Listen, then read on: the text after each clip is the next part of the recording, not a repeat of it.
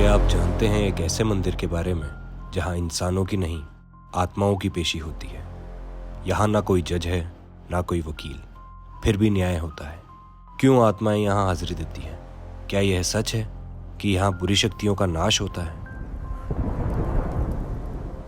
आज जानते हैं उस रहस्यमय स्थान की कहानी, आत्माओं की अदालत, मेहंदीपुर बालाजी, जहाँ इंसान नहीं, आत्माएं हाजिरी देती है।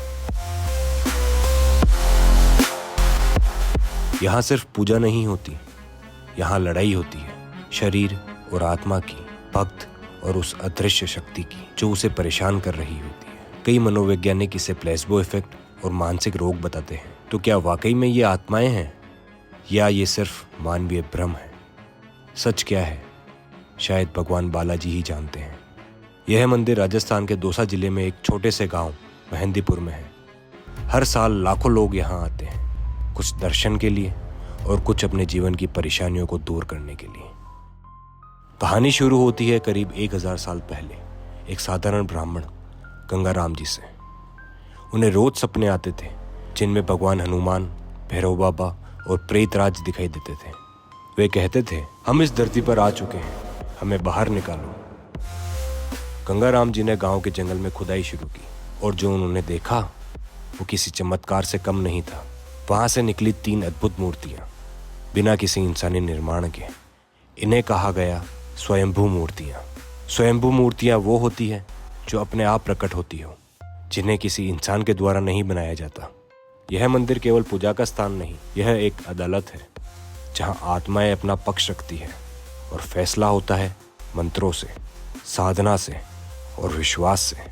हर मंगलवार और शनिवार यहाँ लोग आते हैं, कुछ ठीक होने, कुछ पीछा छुड़वाने। कोई चीखता है, कोई कांपता है, तो कोई हंसते हंसते रोने लगता है। यहाँ के पुजारी सिद्ध साधक कहलाते हैं, जो वर्षों की हनुमान साधना से आत्माओं को शांत करते हैं। ना फीस ली जाती है, ना कोई चढ़ावा मांगा जाता है। यह सेवा है, एक तपस्या। इस चमत्कारी जगह जाने से पहले आपको जानने चाहिए इसके 3 बेहद खास नियम, जो ना सिर्फ परंपरा है बल्कि सुरक्षा भी है।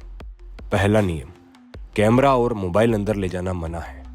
कहते हैं अगर आप फोटो या वीडियो लेते हैं तो वहाँ की नकारात्मक ऊर्जा यानी नेगेटिव एनर्जी आपके साथ घर तक जा सकती है। दूसरा नियम, मंदिर का प्रसाद, नारियल, दीपक या तिल का तेल घर नहीं ले जाया जाता। हर चीज़ मंदिर में ही छोड़नी होती है, क्योंकि मान्यता है अगर आपने कुछ भी साथ लिया तो वो शक्ति आपके पीछे पीछे चल पड़ती है। तीसरा नियम, मंदिर के बाहर निकलते समय पीछे मुड़कर नहीं देखते।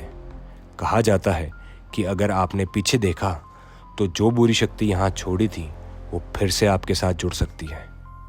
ये सिर्फ नियम नहीं है, ये वो अनदेखी रेखाएं हैं जो भक्त और बुरी ताकतों के बीच एक दूरी बनाए रखती है।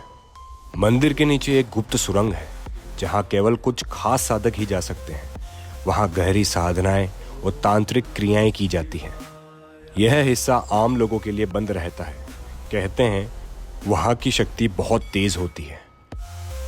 इस मंदिर में पूजा कोई आम पंडित नहीं करता। यहाँ के सेवक सिद्ध साधक कहलाते हैं, जो वर्षों से हनुमान साधना, तांत्रिक क्रियाएं और मंत्रों से आत्माओं का इलाज करते हैं। हर मंत्र, हर क्रिया में छुपा हुआ है एक जादू जो आत्मा को मुक्त कर देता है। लेकिन यह काम आसान नहीं।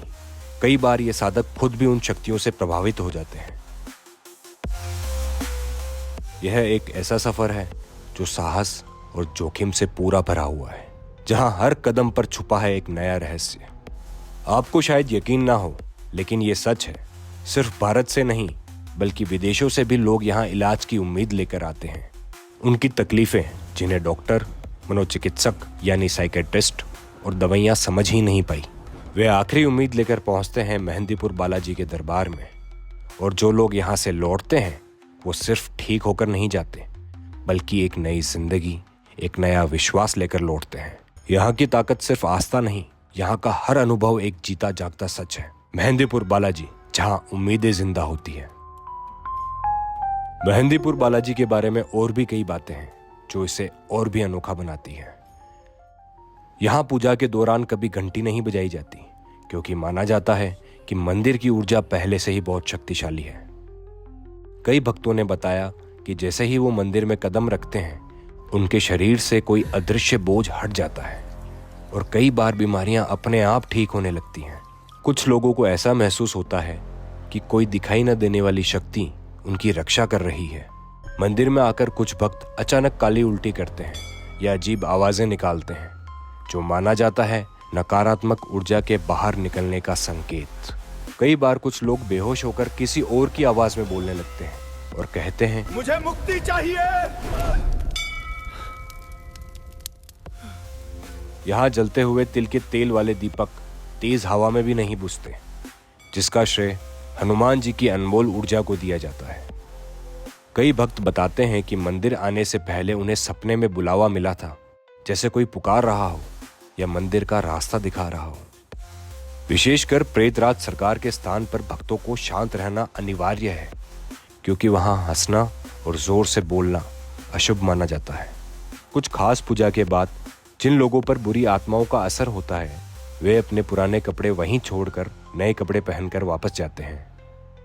मेहंदीपुर बालाजी के मंदिर में चूहों की उपस्थिति आम है और उन्हें नुकसान पहुंचाना अशुभ माना जाता है, क्योंकि वे मंदिर की रहस्यमयी ऊर्जा से जुड़े होते हैं। ये अनगिनत बातें, कहानियां, अनुभव इस मंदिर को एक रहस्य और चमत्कार का केंद्र बनाते हैं।